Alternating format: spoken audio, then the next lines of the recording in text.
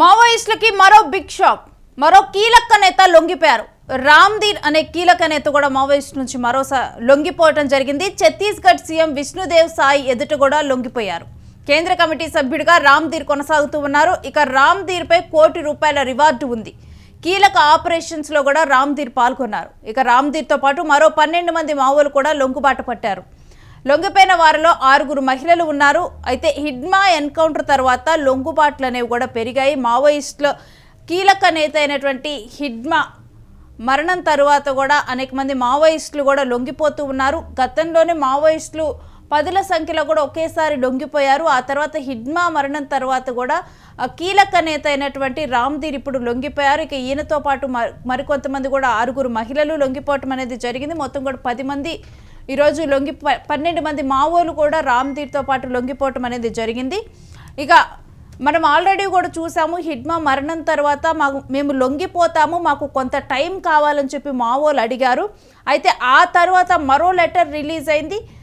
హిడ్మా మరణానికి మేము డెఫినెట్గా కూడా ప్రతీకారం తీర్చుకుంటామని ఇంకో లెటర్ రిలీజ్ అయింది. దాని తర్వాత ఇప్పుడు మరో కీలక నేత లొంగిపోవటం మాత్రం ఇప్పుడు చర్చనీయాంశంగా మారింది. ఇక మరి మావోలందరూ కూడా లొంగిపోతారా ఏంటి అనే డీటెయిల్స్ని కూడా మా ప్రతినిధి వెంకట్ అందిస్తారు.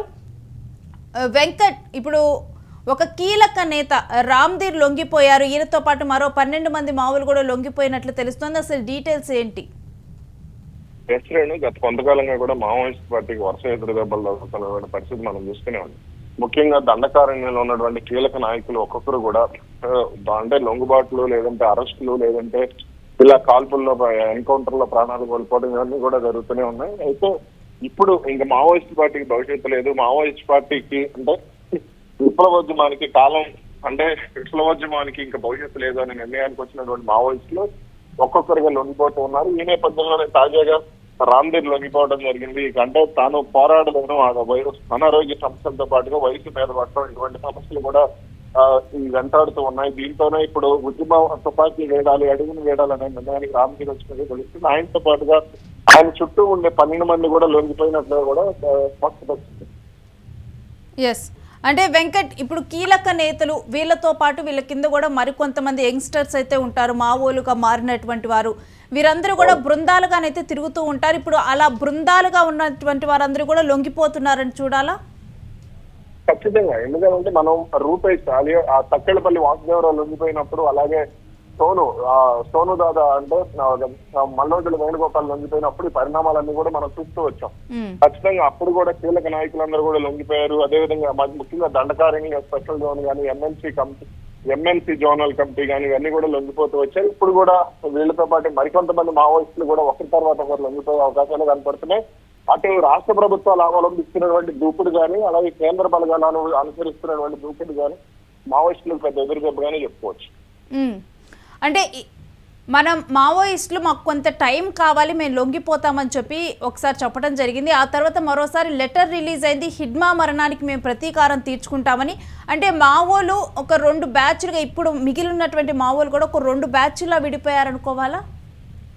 అంటే ఇక్కడ మనం 2 కోణాలు చూడాలి. ఎందుకంటే అనంత్ అని అది ఎంఎన్సీ జోన్, అంటే మధ్యప్రదేశ్, ఛత్తీస్గఢ్, మహారాష్ట్ర ఎంఎన్సీ జోన్ గా చూడాలి. ఆ జోన్ ప్రకారం వాళ్ళ అభిప్రాయం, అంటే కొంతమంది మావోయిస్టులు అంటే ఏదైతే పత్రికా ప్రకటన విడుదల చేస్తారో వాళ్ళ అభిప్రాయాలు అవి. అతను ఏదైతే మాకు పలానా తేదీ వరకు సమాచారం ఇవ్వాలని అడిగాడు, కానీ పరిస్థితి మాత్రం అప్పటి వరకు అనుకూలంగా లేకపోవడంతోనే ఈ నిర్ణయం తీసుకున్నట్టుగా కూడా తెలుస్తాను.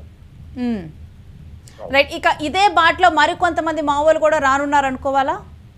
ఖచ్చితంగా ఇదే బాటలో మరికొంతమంది మావోయిస్టులు కూడా లొంగిపోయే అవకాశం ఉంది. వీళ్ళందరూ కూడా రాబోయే 2-3 నెలల్లోనే లొంగిపోవడానికి అవకాశాలు కనపడుతున్నాయి. ఎందుకంటే కేంద్ర ప్రభుత్వం నుంచి పెరుగుతున్నటువంటి ఒత్తిడి దీనికి ప్రధాన కారణం.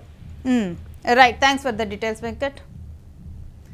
ఇక మావోల్లో మరో కీలక నేత రామ్దీర్ లొంగిపోయారు. రామ్దీర్తో పాటు 12 మంది మావోలు కూడా లొంగిపోవటం జరిగింది. అయితే మావోలు గత కొన్ని నెలలుగా మన పరిస్థితిని కనుక చూస్తే ఒకళ్ళ తర్వాత ఒకళ్ళు కూడా లొంగిపోతూ ఉన్నారు. ఒక బృందాలుగా కూడా లొంగిపోతున్నారు, సీనియర్లు కూడా లొంగిపోతూ ఉన్నారు. అండ్ దానికి ముందర చూస్తే సీనియర్ నేతలు కూడా, మావోల్లో ఉన్నటువంటి సీనియర్ నేతలు వాళ్ళు మరణాలు, అంటే ఏదైతే ఈ మావోలను పోలీసులు వెంటాడే క్రమంలో కూడా వాళ్ళందరూ కూడా కొంతమంది చనిపోవడం జరిగింది. ఆ తర్వాత మావోల్లో కూడా ఒక భయం అనేది స్టార్ట్ అయింది. వాళ్ళు కూడా ఒకరి తర్వాత ఒకరు కూడా లొంగిపోతూ ఉన్నారు. అంటే దీనికి చాలా కారణాలు కూడా ఉన్నాయి. ఇప్పుడు మావోల్లో చూసినా కానీ 2026 మార్చి కల్లా కూడా పూర్తిగా కూడా మావోల్ని ఏరివేస్తామని చెప్పి కూడా అమిత్ షా కూడా చెప్పారు.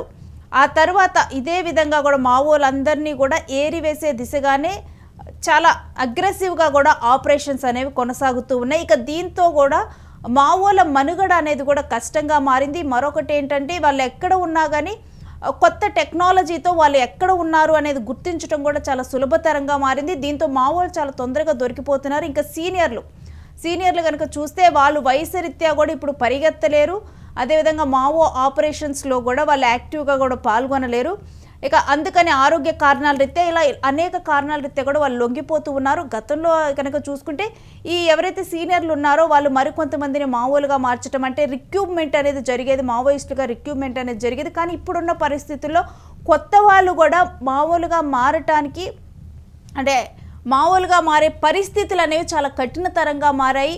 ఇక కొత్త తరం అనే ఆశ కూడా మావోల్లో లోపిస్తూ ఉంది.